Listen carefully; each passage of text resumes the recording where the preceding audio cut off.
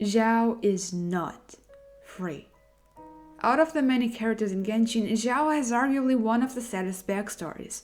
From being a slave to an evil god forced to eat the dreams of people, to the karmic debt that plagues him and the ghosts of his fallen comrades, he has not led an easy life. And he will continue to suffer.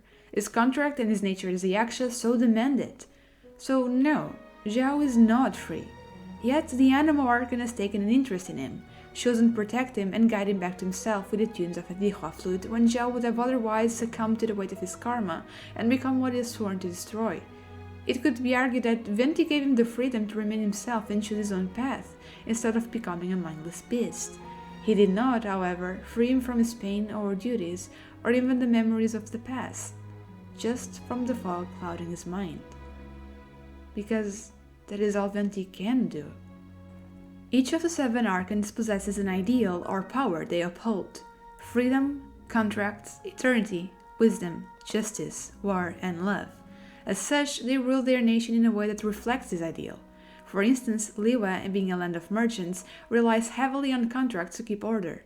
Makoto's Inazuma was one that celebrated the eternally cyclical nature of life, while A, having a different interpretation of eternity, sought to freeze it in time. But in Mondstadt, freedom is upheld by not being upheld at all. Venti is an absentee archon not due to a lack of care, but because he knows freedom is not something that can be demanded. After all, what is freedom when demanded of you by a god? Ruling a free nation is a paradox in and of itself.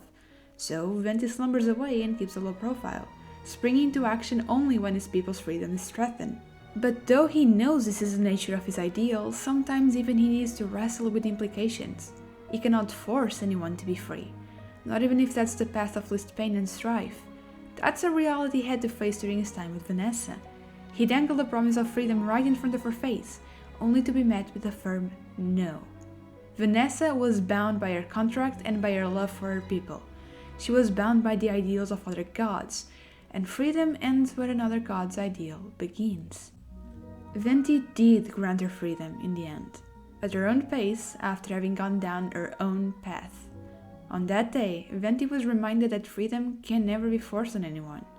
So now he stands face to face with another who is bound by his contract and by the love he holds for those who have already departed.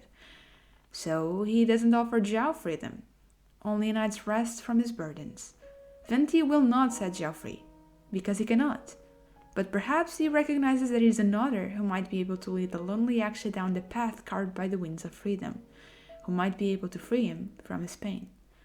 So no, Xiao is not free, but perhaps one day he will be. Hey everyone, I'm sorry for my inconsistent uploading schedule. I just need to survive another week to finish my exams and then I will make it up for you all, I promise. Also, I'm sorry if I sound sick, it's because I kinda am. In the meantime, if you wish to get more frequent updates of what's going on behind the scenes and chat with more lore enthusiasts, please consider joining my Discord server. I've also recently expanded to Twitter and TikTok as well, so please check it out. All the links will be in the description. Anyway, that's all for today. My name is Blue, and I'll see you again soon. Safe journey, travelers!